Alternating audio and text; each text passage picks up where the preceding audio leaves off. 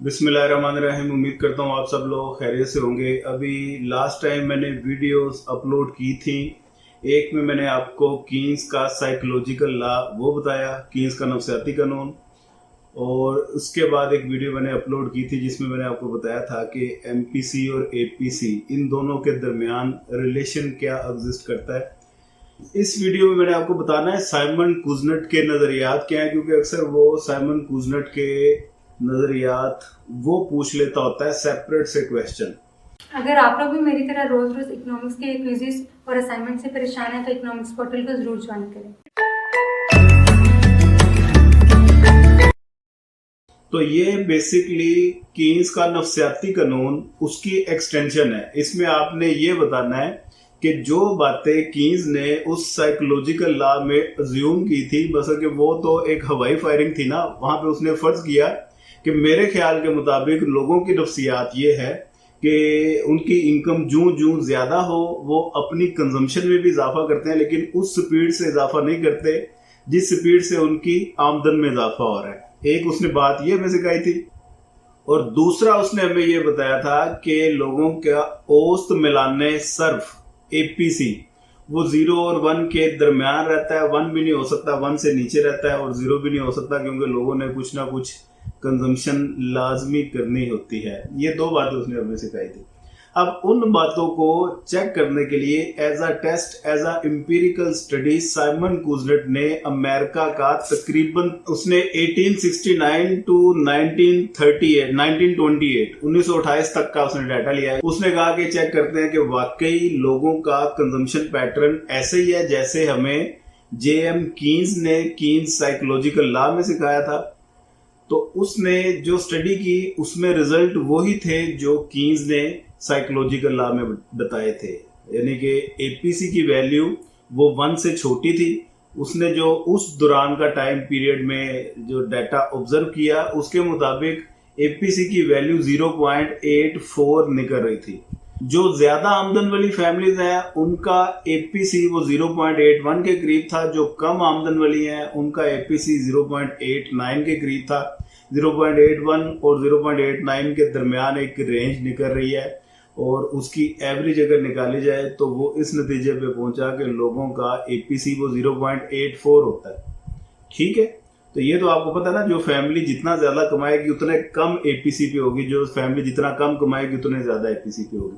तो ये बिल्कुल कीन्स की बातें वो सच साबित हुई। एक तो उसने ये नतीजा निकाल लिया कि देखें ये वाकई बात ऐसी है। अब जो कीन्स का साइकोलॉजिकल लॉ था, अब उसको एक एम्पिरिकल बेस मिल गई है, एक उसके पास डाटा आ गया, डाटा की वो मौजूदगी में और डाटा की गवाही मिल गई ना उसे, तो उसका जो साइकोलॉजिकल लॉ था वो ज्यादा ऑथेंटिक हो गया और उस पर मोहर लगी कि ये वाकई लॉ जो सा है ये बिल्कुल ठीक है, और ये किताबों में पब्लिश होना चाहिए, लोगों को बताना चाहिए कि लोगों का कंजम्पशन पैटर्न किस अंदाज से होता है। और उसके बाद इसमें फिर एडवांस स्टडीज लोगों ने करना शुरू की, जिसके बाद फिर रिलेटिव इनकम हाइपोथेसिस वो मर्ज वजूद में आई। उसके बाद फिर ये परमानेंट इनकम हाइपोथेसिस वो थ्योरी आपको देखने को मिलती है। इसी तरह लाइफ साइकिल हाइपोथेसिस वो देखने को मिलती है।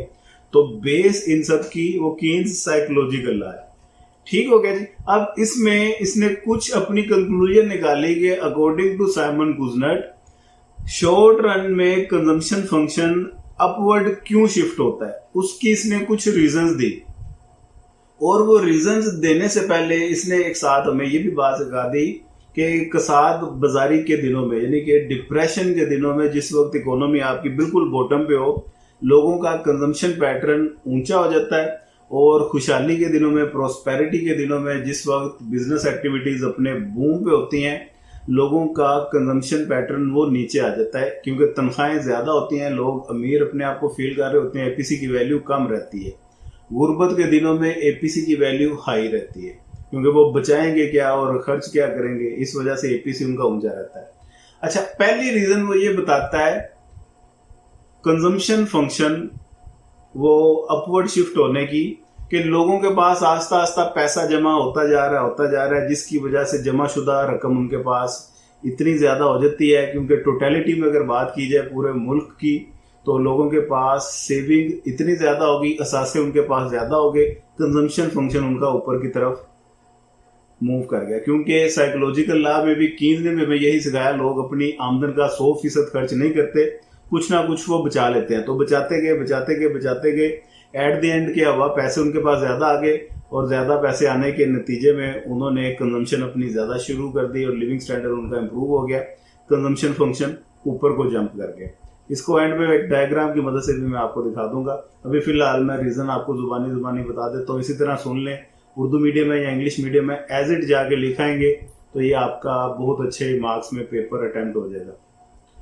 दूसरी रीजन वो ये कहता है कि लोग अपनी देहाती जिंदगी से उकता चुके हैं, वो अब शहरों की तरफ माइग्रेट करना चाहते हैं। ठीक है, माइग्रेशन होना शुरू हो जाती है, विलेज लाइफ रूरल एरिया से निकल के वो अर्बन एरिया की तरफ आबादी जैसे आती है तो शहरों के अखराजात ज्यादा होने शुरू हो जाते हैं, जिसकी वजह अब शहरों में मैं बेशुमार ऐसे लोगों को जानता हूं जो देहातों से आए थे यहाँ पे लाहौर में पढ़ने के लिए और उसके बाद उन्होंने यहाँ पे 3-4 साल गुजार लिए, वो अपनी स्टडी कंप्लीट करके वापस अपने देहातों में गए हैं, उनका उधर दिल ही नहीं लगा क्योंकि जो मौजें यहाँ पे शहरों में होती हैं वो देहातों में नहीं होती। फिर वहां से वो वापस शिफ्ट होके यहाँ पे आए, यहाँ पे बेशक उनको किराए पे मकान लेना पड़ा, उन्होंने अपनी कोशिश की कि हमने शहरों में रहना है, अपने बच्चों को शहरी बाबू बनाना है और अच्छी तालीम दिलवानी है। तो शहरों पे रहने का फिर अखराजात ज्यादा है, यहाँ पे रेंट ज्यादा है, चीजें महंगी हैं, अपने आप को फिर अप टू डेट रखना पड़ता है, मेंटेन रखना पड़ता है। देहातों में इन चीजों से आजादी होती है, इस वजह से भी लोगों का कंजम्पशन पैटर्न अपवर्ड शिफ्ट हो जाता है। ठीक है जी, 2 बातें हो गई।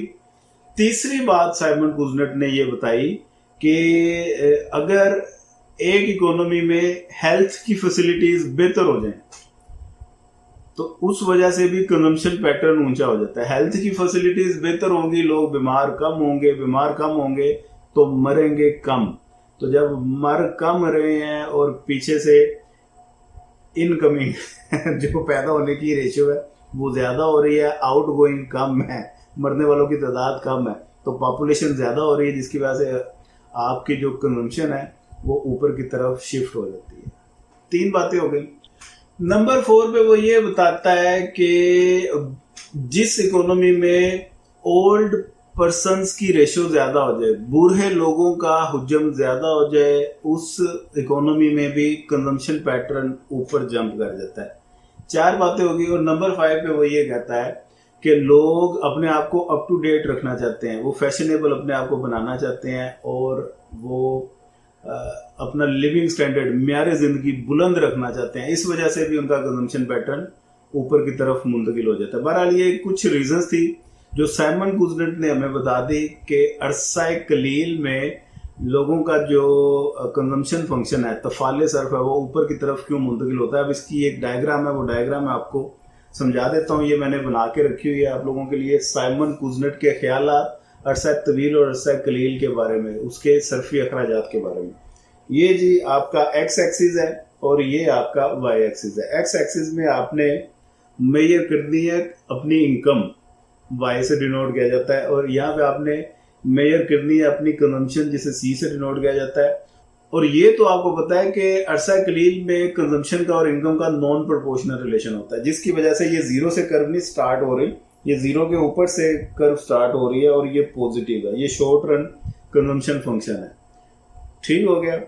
और कोई भी ऐसी रीजन बनी जिसकी वजह से कंजम्पशन फंक्शन ऊपर को शिफ्ट हो गया, वो बेशुमार रीजन अभी आपको मैं बता चुका हूँ, 5 रीजन हैं, उनमें से किसी एक रीजन की बिना पे ये अपवर्ड शिफ्ट हुआ, अपवर्ड शिफ्ट होके ये चला गया, ये शॉर्ट रन कंजम्पशन फंक्शन 2 पे, इसी तरह ये फिर ऊपर को शिफ्ट होता है तो चला जाता है। लॉन्ग रन की अगर बात की जाए, लॉन्ग रन में एक स्पेसिफिक पॉइंट पे कंजम्पशन कर रहे होते हैं, वो फर्ज कर ले कि लॉन्ग रन में ये ए पॉइंट है, कंजम्पशन फंक्शन ऊपर को शिफ्ट हुआ तो इकोनॉमी ए पॉइंट से जंप करके बी पॉइंट पे चली गई, कंजम्पशन फंक्शन फिर ऊपर शिफ्ट हुआ तो इकोनॉमी बी पॉइंट से शिफ्ट करके सी पॉइंट पे आ गई।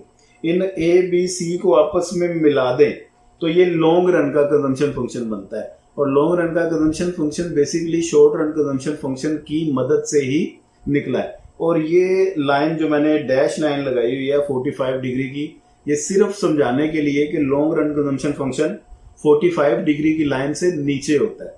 ठीक है, नीचे इसलिए होता है क्योंकि लोगों ने कुछ ना कुछ सेविंग करनी होती है। अगर तो 45 की लाइन के ऊपर ही हो तो फिर जितना कमा रहे हैं लोग उतने खर्च कर रहे हैं, सेविंग जीरो है। लेकिन रियल लाइफ में भी प्रैक्टिकल होकर देखें अगर, तो सेविंग कुछ ना कुछ होती है। 45 से नीचे होगा लॉन्ग रन का कंजम्पशन। तो ये आप लॉन्ग रन के कंजम्पशन फंक्शन की अलग से भी डायग्राम बना सकते हैं, उसमें कोई इतनी दिक्कत नहीं है। ये आप बताएं कि ये 45 की लाइन है और ये देखें, ये इस तरह की एक डायग्राम बनेगी। ये आप सेपरेट भी बना सकते हैं अरसा तवील की एडिंग देके कि ये देखिए 45 की लाइन से नीचे होता है long run consumption function. Short run वाली ये डायग्राम है, लॉन्ग रन की ये डायग्राम है। ये साइमन कुजनेट का क्वेश्चन आपका कंप्लीट है। इसका टेबल भी है, एक टेबल वो करने की जरूरत नहीं है, थ्योरी और डायग्राम अच्छे से कर लें काफ़ी है। नहीं तो टेबल भी आप वैल्यूज अपने पास से ज्यूम कर सकते हैं और अपने पास से उन टेबल की मदद से, उन वैल्यूज की मदद से आप प्लॉट करेंगे तो लॉन्ग रन कंजम्पशन फंक्शन आपका ये हो जाएगा। क्योंकि लॉन्ग रन में प्रोपोर्शनल रिलेशन होता है इनकम और कंजम्पशन के दरमियान, शॉर्ट रन में नहीं होता। इसी वजह से लॉन्ग रन में कंजम्पशन की लाइन 0 से स्टार्ट होती है और शॉर्ट रन में 0 के ऊपर से स्टार्ट होती है। नोट्स किसी को चाहिए हो वो रब्ता कर सकता है, ऑनलाइन क्लासेस हमारी कंटिन्यू है, किसी ने ज्वाइन करनी हो तो वो भी रब्ता कर सकता है। दुआ में याद रखिएगा, अपना ढेर सारा ख्याल रखिएगा। पाकिस्तान जिंदाबाद।